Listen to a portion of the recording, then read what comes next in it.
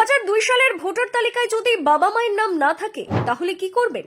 আপনার নাম আর উঠবে না? সহজ উপায় কিন্তু আছে। এই রাজ্যে 2002 সালের ভোটার তালিকায় নাম রয়েছে এমন ব্যক্তিদের কোনো নথি দিতে হবে না। যদি 2002 সালের তালিকায় বাবা মায়ের নাম না থাকে তাহলে কি করতে হবে?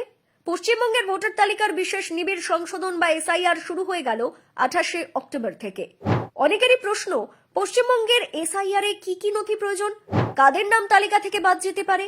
কারা অবৈধ ভোটার? পশ্চিমবঙ্গে 2002 সালে ভোটার তালিকায় শেষবার আমূল বিশেষ সংশোধন হয়েছিল। গত 10 থেকে 15 বছরে গোটা দেশে এই কাজ আর করেনি কমিশন। কমিশন সূত্রের খবর, দু একটি পরিবর্তন ছাড়া বিহারের মতো পশ্চিমবঙ্গেও একইভাবে এসআইআর হবে। সেই অনুযায়ী এই রাজ্যে 2002 সালের ভোটার তালিকায় নাম রয়েছে এমন ব্যক্তিদের কোনো নথি দিতে হবে না। ওই তালিকায় নাম দেখাতে পারলেই এবারের এসআইআর এ তাদের নাম উঠে যাবে।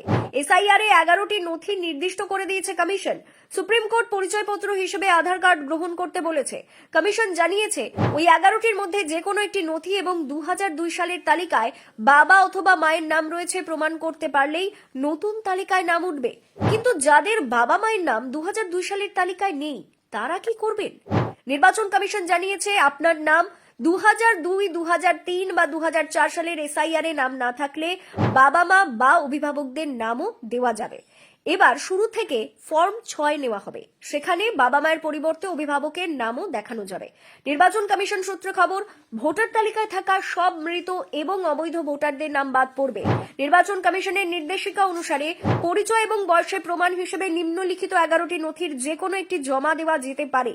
যারা অন্যত্র চলে গিয়েছেন বা যাদের নাম দুটি এপিক নম্বরে দু জায়গায় রয়েছে তাদের নাম এক জায়গা থেকে বাদ পড়বে।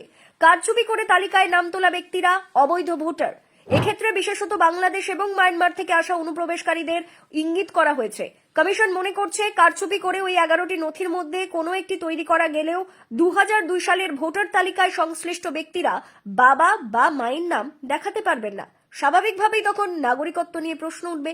ভারতের নাগরিক প্রমাণ করতে না পারলে নাম বাদ যাবে। কমিশনের নির্দিষ্ট 11টি নথি কি কি? 1. কেন্দ্রীয় অথবা রাজ্য সরকারের কর্মী হিসেবে কাজ করেছেন অথবা পেনশন পান এমন পরিচয়পত্র। 2. 1987 সালের 1 জুলাই এর আগে ব্যাংক, পোস্ট অফিস, এলআইসি, স্থানীয় প্রশাসনের দেওয়া যে কোনো নথি। 3. জন্ম শংসাপত্র। 4. পাসপোর্ট। 5.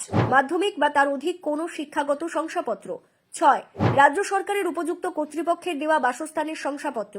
7. Forest right certificate. 8. জাতিগত শংসাপত্র। 9. কোনো নাগরিকের ন্যাশনাল রেজিস্টার। 10. স্থানীয় প্রশাসনের দেওয়া পারিবারিক রেজিস্টার। 11. জমি অথবা বাড়ির দলিল।